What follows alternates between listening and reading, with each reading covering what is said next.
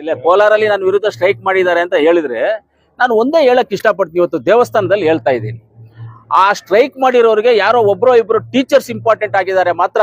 ಅವ್ರಿಗೆ ಆ ಶಾಲೆಯಲ್ಲಿ ಇರ್ತಕ್ಕಂಥ ಕಾಲೇಜಲ್ಲಿ ಇರ್ತಕ್ಕಂಥ 3200 ಹೆಣ್ಮಕ್ಳು ಅವ್ರಿಗೆ ಇಂಪಾರ್ಟೆಂಟ್ ಅಲ್ಲ. ಅವ್ರಿಗೆ ಆ ಹೆಣ್ಮಕ್ಳ ಒಂದು ಉದ್ದೇಶ ಏನು? ಒಳ್ಳೆ ಟಾಯ್ಲೆಟ್ಸ್ ಕೊಡಿ, ಒಳ್ಳೆ ಎಜುಕೇಶನ್ ಕೊಡಿ, ಒಳ್ಳೆ ಫೆಸಿಲಿಟೀಸ್ ಕೊಡಿ, ಸರ್ಕಾರದಿಂದ ಬರುವಂತ ಫೆಸಿಲಿಟೀಸ್ ನಮ್ಗೆ ಕೊಡಿ ಅಂತ ಹೇಳಿದ್ದಾರೆ. ಆದ್ರೆ ಆ ಸ್ಟ್ರೈಕ್ ಮಾಡಿರೋರಿಗೆ ಆ ಒಬ್ಬರೋ ಇಬ್ಬರು ಇಂಪಾರ್ಟೆಂಟ್ ಆಗಿದ್ದಾರೆ ಮಾತ್ರ. ಆದ್ರೆ ಈ ಶಾಲೆಯಲ್ಲಿ ಇರ್ತಕ್ಕಂಥ 3200 ಮಕ್ಕಳು ಅವ್ರಿಗೆ ಇಂಪಾರ್ಟೆಂಟ್. ಅವ್ರಿಗೆ ಏನಾದ್ರೂ ಆಗ್ಬಹುದು, ಅವ್ರಿಗೆ ಏನಾದ್ರೂ ಆಗೋಗ್ಬಿಡ್ಲಿ ಹೆಣ್ಮಕ್ಳಿಗೆ. ಪಾಪ ಎಷ್ಟೋ ಜನ ಹೆಣ್ಮಕ್ಳು ಬೆಳಗ್ಗೆಯಿಂದ ಸಾಯಂಕಾಲವರೆಗೂ ನೀರು ಕುಡಿದೇ ಇದ್ದಾರೆ ಆ ಕಾಲೇಜಲ್ಲಿ. ನೀರು ಕುಡಿಯಲ್ಲ, ಯಾಕಂದ್ರೆ ನೀರು ಕುಡಿದ್ರೆ ವಾಶ್ರೂಮ್ಗೆ ಹೋಗ್ಬೇಕಲ್ಲ, ನೀರು ಕುಡಿದೇ ಇದ್ದಾರೆ. ಆದ್ರೆ ಅವರೆಲ್ಲ ಇಂಪಾರ್ಟೆಂಟ್ ಇಲ್ಲ, ಇವ್ರಿಗೆ ಯಾರೋ ಒಬ್ರೋ ಇಬ್ರು ಇಂಪಾರ್ಟೆಂಟ್ ಆಗಿದ್ದಾರೆ. ನಾಳೆ ಅವ್ರಿಗೂ ಗೊತ್ತಾಗುತ್ತೆ, ಅವ್ರ ಮಕ್ಕಳು ಆ ಕಾಲೇಜ್ಗೆ ಹೋಗಿದಾಗ ಆ ಕಷ್ಟ ಏನು ಅಂತ ಅವ್ರಿಗೆ ಗೊತ್ತಾಗುತ್ತೆ. ಇರ್ಲಿ, ಒಳ್ಳೇದೇ, ನೀವು ಕೇಳಿದ್ದು ಒಳ್ಳೇದಾಯ್ತು, ಒಳ್ಳೇದು. ಯಾಕಂದ್ರೆ ಯಾರೋ ಒಬ್ರೋ ಇಬ್ರು ಟೀಚರ್ಸ್ ಇಂಪಾರ್ಟೆಂಟ್ ಆದ್ರೆ ಅಂದ್ರೆ 3200 ಜನ ಮಕ್ಕಳು ಇಂಪಾರ್ಟೆಂಟ್ ಆಗಿಲ್ಲ ಅವ್ರಿಗೆ. ಆ ಮಕ್ಕಳಿಗೋಸ್ಕರ ಟಾಯ್ಲೆಟ್ ಇಲ್ಲ, ಮಕ್ಕಳಿಗೆ ನೀರಿಲ್ಲ ಅಂತ ಅವ್ರು ಸ್ಟ್ರೈಕ್ ಮಾಡಿಲ್ಲ. ಯಾರನ್ನೋ ಬೈದಿದ್ದಾರೆ ಅಂತ, ಬೈದಿರೋದು ಅಲ್ಲ ಅದು, ಬೈದಿದ್ದಾರೆ ಅಂತ ಸ್ಟ್ರೈಕ್ ಮಾಡ್ತಾರೆ. ಅದೇ 3200 ಜನ ಮಕ್ಕಳು ಇಂಪಾರ್ಟೆಂಟ್ ಅಲ್ವಾ? ಅವ್ರಿಗೇನು ಟಾಯ್ಲೆಟ್ಸ್ ಕೊಡಬಾರ್ದಾ, ನೀರು ಕೊಡಬಾರ್ದಾ? ಇವಾಗ ನಿಮಗ್ ಮಕ್ಳಿಲ್ವಾ?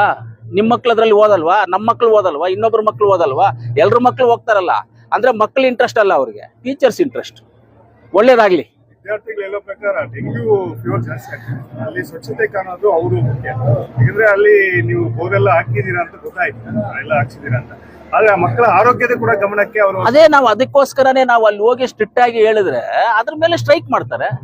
ಆ ಮಕ್ಳಿಗೆ ನೀರಿಲ್ಲ ಅಂತ ಸ್ಟ್ರೈಕ್ ಮಾಡ್ಲಿ, ಆ ಮಕ್ಕಳಿಗೆ ಸವಲತ್ತಿಲ್ಲ ಅಂತ ಸ್ಟ್ರೈಕ್ ಮಾಡ್ಲಿ, ಸೊಳ್ಳೆ ಜಾಸ್ತಿ ಇದೆ ಅಂತ ಸ್ಟ್ರೈಕ್ ಮಾಡ್ಲಿ, ನಾವು ರೆಡಿ ಮಾಡಕ್ ನಾವು ಸಿದ್ಧವಾಗಿದ್ದೀವಿ.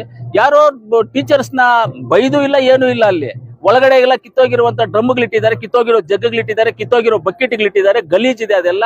ಅದನ್ನ ಹೇಳಿದಕ್ಕೆ ಇವ್ರು ನಮ್ಮ ಮೇಲೆ ಸ್ಟ್ರೈಕ್ ಮಾಡ್ತಾರೆ. ಇನ್ನ ಮಾಡ್ಲಿ, ಸ್ಟ್ರೈಕ್ ಮಾಡೋದಷ್ಟು ನಾವು ಕೆಲಸ ಮಾಡೋದು ಚೆನ್ನಾಗಿರುತ್ತೆ. ಅವರು ಇವತ್ತು ಆ ಮಕ್ಕಳು 3200 ಮಕ್ಕಳು ನನಗೆ ಇಂಪಾರ್ಟೆಂಟ್ ಮಾತ್ರ, ನನಗೆ ಟೀಚರ್ಸ್ ಇಂಪಾರ್ಟೆಂಟ್ ಅಲ್ಲ.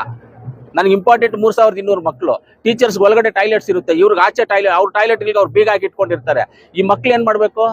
ಈ ಮಕ್ಳು ಇಂಪಾರ್ಟೆಂಟ್ ಅಲ್ವಾ ನಮ್ಗೆ? ಈ ದೇಶದ ಮುಂದಿನ ಪ್ರಜೆಗಳಲ್ವಾ ಅವರು? ಈ ದೇಶದ ಮುಂದಿನ ಆಳ್ವಿಕೆ ಮಾಡುವಂತ ಪ್ರಜೆಗಳಲ್ವಾ ಅವರು? ಯಾಕೆ ಹೆಣ್ಮಕ್ಳನ್ನ ಅಷ್ಟು ಅಂತ ಇದಿರೋರು, ಅಂತ ಉದ್ದೇಶ ಇರೋರು ಆ ಮಕ್ಕಳ ಬಗ್ಗೆ ಸ್ಟ್ರೈಕ್ ಮಾಡಿ, ಆ ಮಕ್ಕಳಿಗೆ ಫೆಸಿಲಿಟೀಸ್ ಕೊಡಿ ಅಂತೇಳಿ, ಆ ಮಕ್ಕಳಿಗೆ ಟಾಯ್ಲೆಟ್ ಕೊಡಿ ಅಂತೇಳಿ, ಆ ಮಕ್ಕಳಿಗೆ ನೀರು ಕೊಡಿ ಅಂತೇಳಿ ಅದು ಬಿಟ್ಬಿಟ್ಟವ್ರೆ.